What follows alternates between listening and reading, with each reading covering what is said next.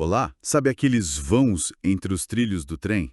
Ou nas juntas das grandes pontes? Sim, a gente sempre vê, né? Pois é, a gente vê, mas raramente para pensar no porquê daquilo. Hoje a gente vai mergulhar justamente nisso, a dilatação térmica dos sólidos. Vamos usar como base um material de aula bem interessante, lá do IFES Campus Cariacica. Por que será que essas estruturas precisam desse respiro? É uma ótima pergunta para começar, assim. Basicamente, a matéria, ela responde à temperatura.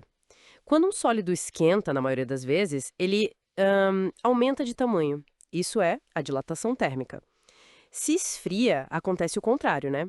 A contração. Ah, entendi. E a explicação está lá no nível microscópico.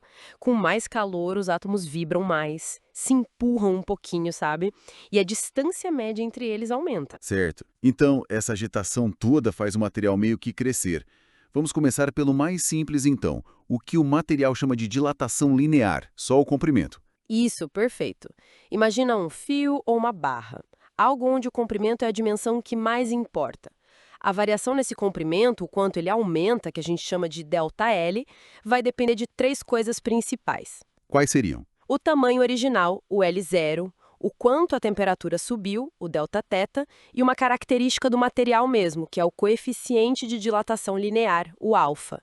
A fórmula fica assim: ΔL é igual a L0 alfa Δθ. E esse alfa é tipo a impressão digital de dilatação do material. Cada um tem o seu valor específico. Exatamente. É a identidade dele para dilatação. Cobre dilata diferente do aço, que dilata diferente do vidro. Esse alfa mostra o quanto o material estica, assim, por grau Celsius ou outra unidade de temperatura de aquecimento, por unidade de comprimento inicial. A unidade dele é o inverso da temperatura, tipo AC a -1. Puxa, e faz diferença mesmo. O exemplo que está no material, de um fio de cobre de 500 metros. Ah, sim, esse exemplo é ótimo. Mostra que uma variação de 30 graus Celsius, tipo entre a noite fria e o dia quente, faz o fio aumentar mais de 25 centímetros. Isso mesmo. Parece pouco, né? Mas numa linha de transmissão inteira, isso deve ser um problemão se não for previsto. Sem dúvida nenhuma. E essa diferença de dilatação entre materiais diferentes, ela é usada de forma inteligente também. Já ouviu falar da lâmina bimetálica? Lâmina bimetálica. Acho que sim. São dois metais juntos? Isso, duas tirinhas de metais com coeficientes alfa diferentes, coladas uma na outra. Quando esquenta, o que você acha que acontece? Ah, se uma dilata mais que a outra, Uhum. elas estão coladas. Então, a lâmina inteira deve envergar, curvar para um lado. Precisamente. Essa curvatura pode ser usada para, por exemplo, acionar um interruptor elétrico. Que legal! É o princípio por trás de muitos termostatos simples, sabe? Como os de ferro de passar roupa ou aquecedores mais antigos. Faz todo sentido. Ok, saímos do fio e vamos para algo com área, então. Tipo uma chapa de metal. A ideia é a mesma. A lógica é a mesma, sim, mas agora a gente pensa em duas dimensões. É a dilatação superficial. A variação da área, o ΔA, vai ser ΔA igual a A0 beta Δθ. O A0 é a área inicial, Δθ a variação de temperatura, e o beta é o coeficiente de dilatação superficial. E tem relação com o alfa. Tem sim. Para materiais isotrópicos, aqueles que dilatam igual em todas as direções, o beta é aproximadamente o dobro do alfa, tipo beta igual a 2 alfa. Entendi. Como se fossem duas direções para dilatar, né? O dobro do efeito linear. Mas aí vem a parte que sempre me deixou meio curioso e que o material comenta também. Diga lá. E se tiver um furo no meio da chapa, um buraco? A gente pensa que o material em volta vai expandir para dentro e diminuir o furo, né? Ah, essa é clássica. É o pensamento mais intuitivo, né? Mas acontece o contrário. Sério? Como assim? O furo dilata como se ele fosse feito do mesmo material da chapa. Pensa nas moléculas ali na borda do furo. Ao vibrarem mais com calor, elas se empurram umas às outras para fora, aumentando o diâmetro e, consequentemente, a área do buraco. Nossa, É como se você tirasse uma foto da chapa e ampliasse essa foto. Tudo aumenta de tamanho na mesma proporção, inclusive o furo que estava lá. que interessante. Então, o vazio do furo se comporta como o cheio da chapa. Entendido. E a última etapa? O volume todo.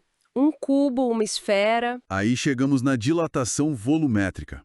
Mesma lógica, só que agora em 3D.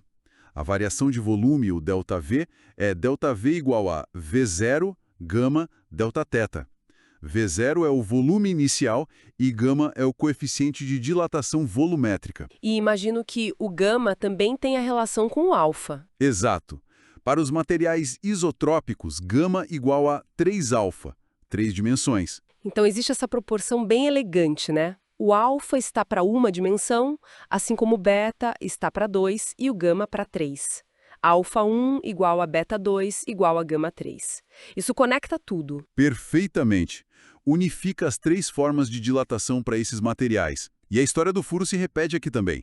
Se você tiver uma cavidade oca dentro de um bloco sólido, tipo uma bolha lá dentro, deixa eu adivinhar, a cavidade também expande. Exatamente. Ela expande quando o bloco é aquecido, como se fosse preenchida pelo mesmo material. Então, voltando lá para os trilhos e para as pontes do começo, fica claro por que aqueles vãos são essenciais. Tudo isso mostra que não dá para ignorar esse efeito. A dilatação térmica tá em todo lugar, né? Desde o projeto dessas grandes estruturas até coisinhas pequenas do dia a dia. Com certeza. Entender isso é fundamental para a engenharia, para a física. Fundamental. O ponto-chave, eu acho, é que a matéria responde à temperatura de uma forma previsível, através desses coeficientes alfa, beta e gama, e as relações beta aproximadamente 2α e gama aproximadamente 3α mostram uma consistência muito bonita nesse comportamento para a maioria dos sólidos. Mesmo variações que parecem mínimas podem gerar tensões enormes, forças gigantescas, se não houver espaço para o material expandir ou contrair livremente. Fica a reflexão então, para a gente fechar. Exploramos bastante a dilatação, o aumento com o calor, que é o foco do material, mas e a contração no frio? Especialmente em temperaturas muito, muito baixas. Será que a física é sempre tão simétrica assim?